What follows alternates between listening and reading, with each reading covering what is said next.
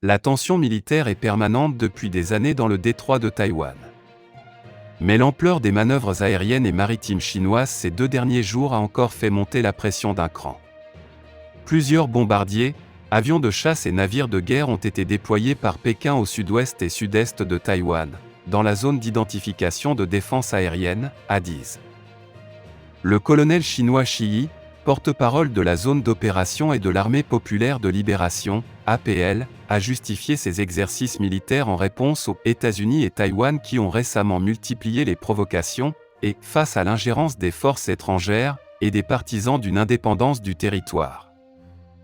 Aux yeux de la République populaire de Chine, Taïwan, République de Chine, n'est pas une nation indépendante et souveraine mais une province chinoise qui doit à tout prix revenir dans le giron de la mère patrie. Taïwan s'est séparé de la Chine à la fin de la guerre civile en 1949 et l'arrivée des communistes au pouvoir à Pékin. Mais après avoir récupéré Hong Kong en 1997 et Macao en 1999, l'objectif prioritaire de Pékin est maintenant de rattacher cette île et ses 23 millions d'habitants au continent chinois, quitte à utiliser la force en cas de déclaration d'indépendance de la part de Taipei. Le colonel à la retraite Yue Gang a d'ailleurs expliqué dans la presse chinoise mercredi 18 août que ces manœuvres militaires ont 2 objectifs, envoyer un message d'avertissement et se préparer à un coup de force. Si l'avertissement n'est pas entendu, nous sommes prêts à lancer l'assaut à tout moment. Pour lui, si la menace militaire chinoise n'existait pas, Taïwan aurait déjà franchi la ligne rouge et déclaré son indépendance. Un scénario inadmissible pour Pékin.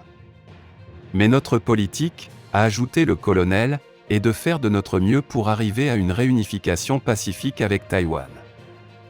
Si l'an dernier, l'aviation chinoise a fait près de 400 incursions dans cette zone sensible de Taïwan, un record, les intimidations militaires ont pris une nouvelle ampleur avec l'arrivée à la Maison-Blanche de Joe Biden qui soutient fermement la démocratie taïwanaise.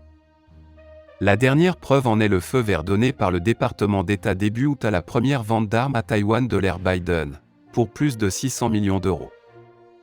De plus, à l'annonce d'un « sommet pour la démocratie » en décembre prochain par Joe Biden, ciblant ouvertement la Chine, les autorités taïwanaises ont immédiatement exprimé leur désir d'y participer. Dans ce cas, cette initiative pourrait là encore provoquer une nouvelle crise diplomatique sino-américaine.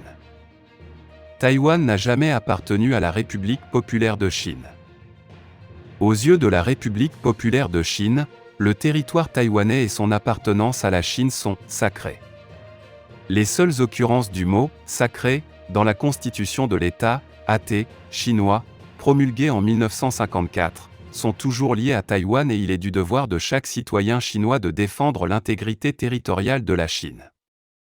Plus d'un demi-siècle plus tard, le leader chinois Xi Jinping dans son discours du Nouvel An a réaffirmé sur un ton menaçant et déterminé l'objectif majeur de la République populaire de Chine. La Chine doit être réunifiée et le sera, l'indépendance de Taïwan ne pourra conduire qu'à une impasse, nous ne promettons pas de renoncer au recours à la force et nous nous réservons le droit de prendre toutes les mesures nécessaires.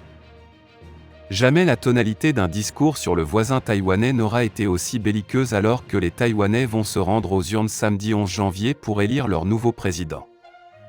Après les rétrocessions des territoires de Hong Kong en 1997 et de Macao en 1999, la question taïwanaise représente le problème numéro 1 de la diplomatie chinoise.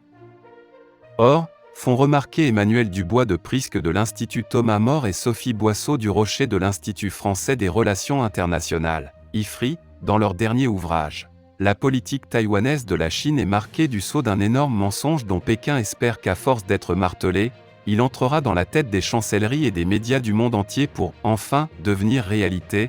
Taïwan appartient à la Chine. La narration historique chinoise s'est toujours arrangée avec la vérité, cf. Le mythe de Mao, des 100 fleurs, du grand bond en avant, afin que le propos, même mensonger, s'intègre aux objectifs du Parti communiste. D'où la terminologie de « réunification » avec Taïwan sciemment utilisée, sous-entendant que le continent et l'île, séparés aujourd'hui, ont été un jour unis. Qu'en est-il exactement ? Au commencement existait une île, 36 000 km², soit 5 fois la Corse ou à peine plus grande que la Sardaigne, peuplée d'aborigènes d'origine malayo-polynésienne. qui n'a jamais vraiment intéressé les dynasties impériales chinoises. Portugais, Espagnols, Japonais, Néerlandais s'y arrêtent à partir du XVIe siècle et ce n'est qu'en 1887, à la fin de la dynastie Qing, la dernière dynastie chinoise, que Formose est élevé au rang de province chinoise, 8 ans avant d'être colonisé par les Japonais. En 1895, dans le cadre du traité de Shimonoseki, qui a mis fin à la guerre sino-japonaise, la dynastie mandchoue cède au Japon l'île de Taïwan, un territoire périphérique qu'elle n'avait jamais vraiment contrôlé.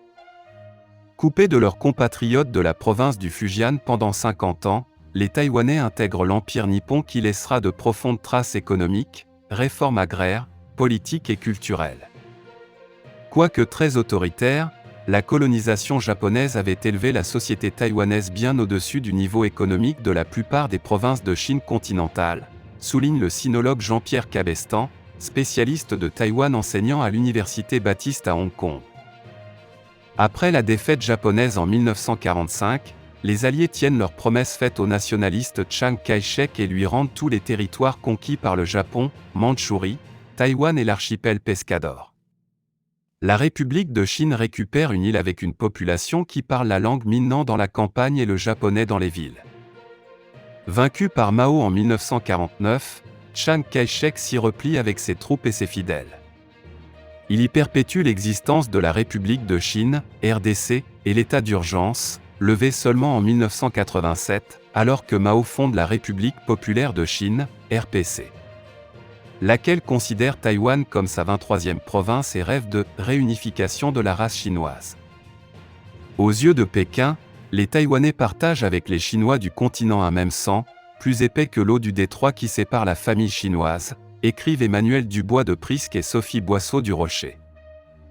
À ce titre, Pékin veut persuader sa population, les Taïwanais et le monde, que la réunification fait partie du destin historique du peuple chinois. À Taïwan aujourd'hui, plus de 80% de la population rejette Xi Jinping et son plan de réunification. Pour les Taïwanais, ces exercices militaires chinois ne font plus peur. Dans une analyse très pointue rédigée le mois dernier pour le centre de recherche canadien Macdonald Laurier Institute, le sinologue Michael Cole souligne que ces opérations militaires à répétition ont un impact avant tout psychologique. Car en dépit des menaces chinoises, personne ne sait si Pékin serait prêt à envahir militairement Taïwan. Mais pour le commentateur politique taïwanais spécialiste de défense, Wang Zhenming, à force de les multiplier, les Taïwanais deviennent de plus en plus insensibles à ces manœuvres militaires. Jusqu'à devenir une routine perçue comme inoffensive au point que Taïwan baisse sa garde.